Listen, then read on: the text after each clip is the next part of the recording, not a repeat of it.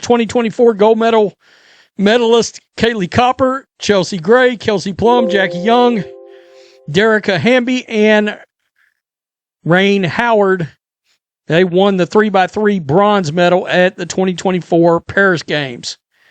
Leah Boston, who represented the USA in many junior and senior competitions, will compete for the U.S. for the first time since the 2024 FIBA Women's Olympic Qualifying Tournament in Antwerp, Belgium.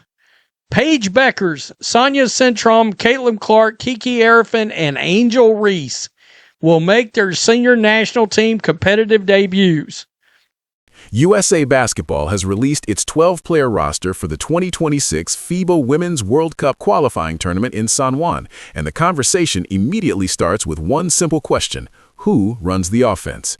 The roster features 2024 Olympic gold medalists Kaylee Copper, Chelsea Gray, Kelsey Plum, Jackie Young, Derica Hamby, and Rain Howard, along with Leah Boston, who has represented the United States across multiple junior and senior competitions. It's a deliberate mix of established international experience and first-time senior team debuts, including Caitlin Clark, Paige Beckers, Angel Reese, Sonia Citron, and Kiki Arifin.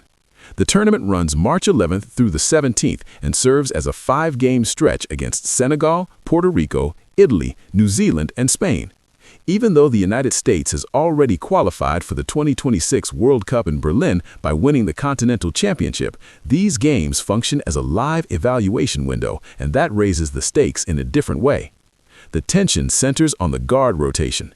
Chelsea Gray, Kelsey Plum, Caitlin Clark, and Paige Beckers can all initiate offense, control tempo, and create under pressure, but there is only one opening tip and only one primary decision-maker once the ball is in play. Traditionally, Team USA leans on international continuity, and that favors veterans like Gray and Plum who have already navigated Olympic cycles and understand FIBA spacing, whistle standards, and possession value. However, Clark's presence complicates the hierarchy. She is not simply a young scorer. She has already driven record-level audiences at the professional level and has proven she can handle defensive game plans built entirely around stopping her. Her ability to stretch the floor beyond standard three-point geometry and anticipate passing windows translates regardless of rulebook differences. Beckers brings her own high-level resume. Players prior to selecting a team for the 2026 Women's World Cup, which takes place September 4th through the 13th. The USA will seek their 5th consecutive World Cup gold medal, 12th overall. And we've talked about in the past, let's just come over here, Alexa Philippou, put up the list so you can kind of better see it. Leah Boston, Paige Beckers, Sonia Centron, Caitlin Clark, Kaylee Copper, Chelsea Gray, Derica Hamby, Rain Howard, Kiki Arifin, Kelsey Plum, Angel Reese, Jackie Young. I guess Breanna Stewart is not going to, including resilience after a major ACL recovery and composure in high-pressure environments, which makes her evaluation equally significant in terms of long-term succession planning. Roster authority ultimately sits with Managing Director Sue Bird, who holds selection power for this cycle and will continue evaluating players ahead of the 2026 World Cup in Berlin. Bird's background and long-standing ties to the University of Connecticut are well documented, and while relationships are part of any basketball ecosystem, perception becomes part of the conversation when roster decisions involve players connected to those networks.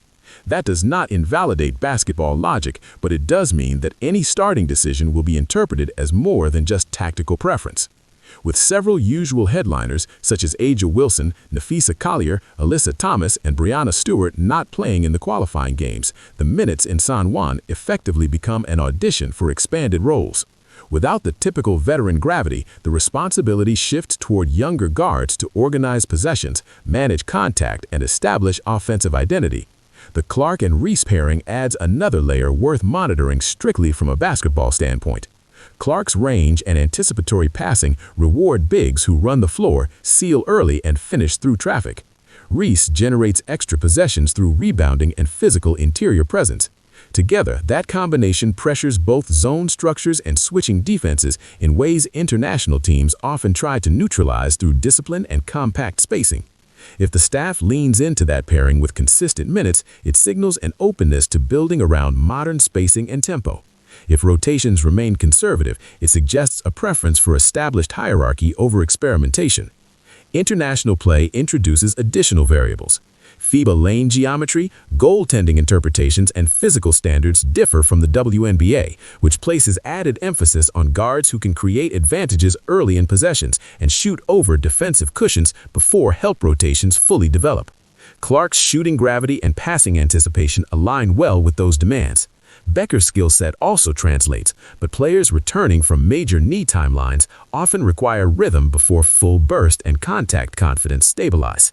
Veterans like Gray and Plum provide institutional knowledge that becomes especially valuable in late-game compression scenarios when every possession carries higher leverage. Because qualification is already secured, the immediate pressure is lower, but the structural implications are not. These games will establish early impressions about hierarchy, closing lineups, and identity heading into Berlin. The first starting lineup will carry weight, but the closing five will communicate even more about trust and direction. If Clark controls tempo and consistently tilts defensive coverage, it becomes difficult to justify reducing her role later. If Beckers or another guard takes the prime... That Gino Auriemma made some comments that would lead you to believe that Paige Beckers had an inside track to being the starting point guard. Nah, I'm gonna go right out on a limb and say, nah, we're okay with not seeing that. Caitlin Clark has got to be the starting point guard for this team. I mean, come on. Primary role and struggles with efficiency or command, the scrutiny will shift quickly from performance to perception. Splitting responsibilities evenly may appear balanced, but without repetition and clarity, it risks leaving the team without a defined identity. Ultimately, San Juan functions less as a qualification necessity and more as a live laboratory. It will reveal whether Team USA is building around current form and present readiness or cautiously managing transition within established structures. Once competition begins, decisions will be visible in rotations, possession control, and closing responsibilities. Those choices, more than any statement or explanation, will signal the direction of the program heading toward the 2026 FIBA Women's World Cup in Berlin, where the United States will pursue its 5th consecutive world title and 12th overall. What makes this moment particularly significant is that international tournaments often compress evaluation timelines. In a WNBA season, players have months to establish rhythm, recover from off nights, and let larger sample sizes smooth out variance. In a short FIBA qualifying window, 5 games can shape perception for an entire year. Coaches and decision-makers talk about long-term planning, but impressions formed in March tend to linger into September. That reality increases the importance of clarity. If there is hesitation about who runs the offense, it will show in late clock possessions, in who brings the ball up when pressure increases, and who takes the final shot when a game tightens. Another factor working quietly in the background is style contrast between domestic and international opponents. Teams like Spain and Italy are known for disciplined half-court execution and structured defensive rotations. They will not gamble recklessly, they will test patience. That means the primary guard must balance pace with control. Push too quickly without purpose and you run into packed paint help. Slow down too much and you allow compact defenses to load up on shooters. The ideal organizer is someone who can manipulate tempo, not just play fast or slow by default. That is where the Gray versus Clark versus Beckers debate becomes more nuanced than simple scoring averages. It becomes about orchestration. Chelsea Gray's strength has always been composure under tight margins. She understands how to navigate possession basketball, how to snake through pick-and-roll coverage, and how to create mid-range separation when three-point attempts are taken away. In international play, that patience can steady a lineup that risks rushing. Kelsey Plum offers a different dynamic: constant movement, off-ball relocation, and scoring bursts that can break zones before they settle. If the staff wants controlled continuity, veterans present that option. If they want extended shooting gravity and rapid advantage creation, Clark offers something structurally disruptive. Beckers presents a middle ground: efficient shot selection, positional size, and measured decision-making that rarely drifts outside structure. What complicates matters further is that all 4 guards can share the floor in certain combinations. A lineup featuring Gray and Clark together could combine veteran control with extended range. Pairing Clark with Plum could create relentless perimeter pressure. Beckers alongside Gray could prioritize defensive balance and half-court efficiency. Each alignment sends a subtle message about the direction of the offense. The decision is not simply about who starts, it's about which identity is emphasized first. Depth in the front court also plays a role in this evaluation. Aaliyah Boston provides interior scoring efficiency and rim protection fundamentals that translate cleanly to FIBA environments. De'Erica Hamby adds versatility, mobility, and defensive switchability. Rhyne Howard stretches the wing defensively and offensively. Kahleah Copper brings downhill aggression that punishes soft closeouts. Angel Reese supplies rebounding pressure and physical interior presence. Kiki Iriafen offers energy and length. When you examine the roster holistically, it becomes clear that guard play will amplify or mute these strengths. A guard who pushes tempo early can unlock Copper in transition. A guard who manipulates defensive tags can free Boston on seals. A guard who forces help rotations can create weak side rebounding angles for Reese. In that sense, the point guard decision shapes everyone's production. There is also the psychological dimension of leadership. International tournaments compress not just possessions, but emotions. Travel, short practice windows, and immediate scouting adjustments require vocal direction. The player who commands huddles and clarifies assignments becomes more than a stat contributor. They become the stabilizer. Gray has done that in previous cycles. Plum has thrived in high-pressure environments. Clark has shown willingness to assume responsibility under spotlight intensity. Beckers has displayed calm presence in elimination contexts.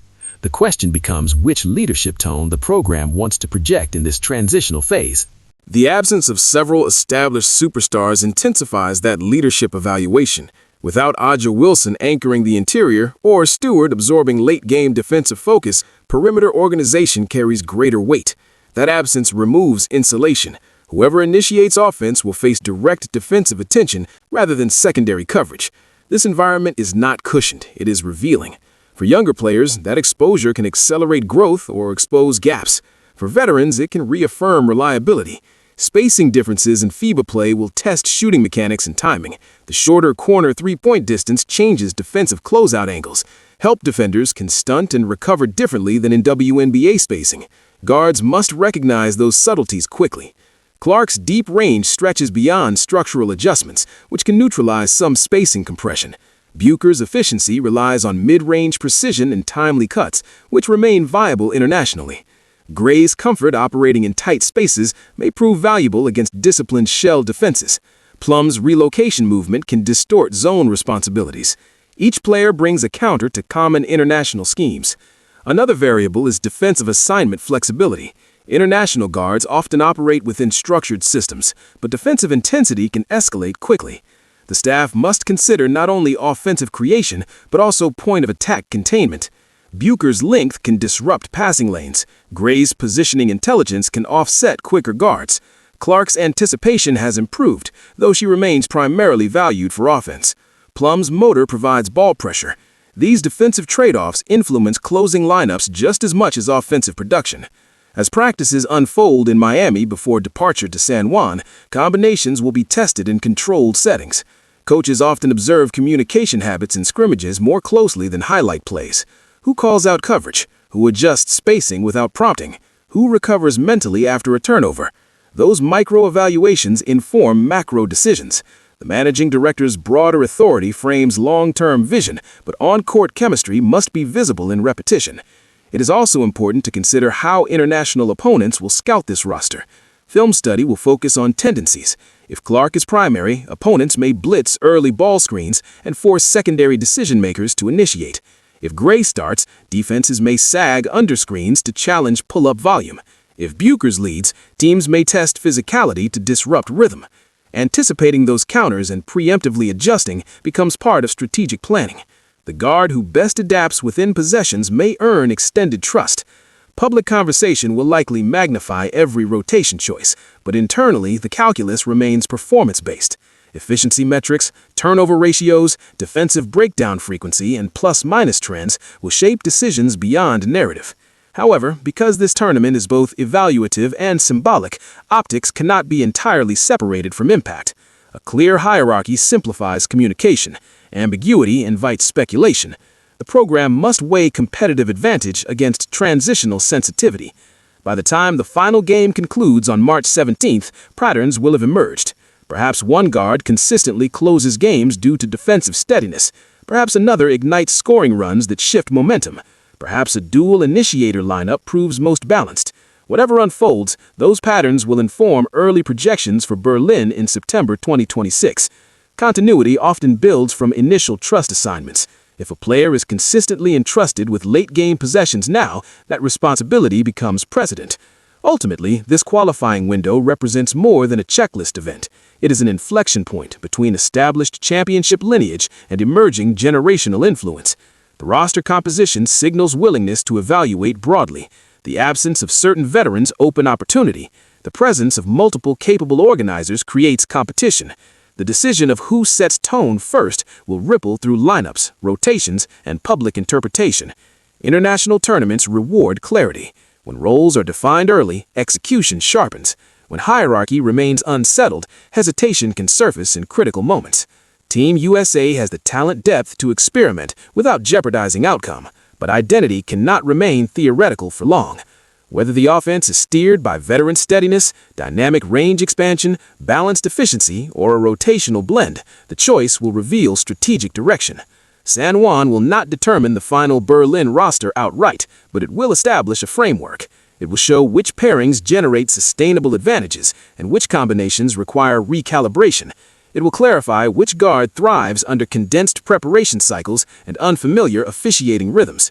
And perhaps most importantly, it will indicate whether the program is ready to center its next chapter around present performance or gradual succession. Once the ball is tipped, interpretation gives way to execution. Possessions accumulate, rotations tighten, trust becomes visible. By the end of the week, the question that began with who runs the offense will have an evidence-based answer, even if debate continues. And that answer will shape not only qualifying impressions, but the blueprint for pursuing another world title in Berlin.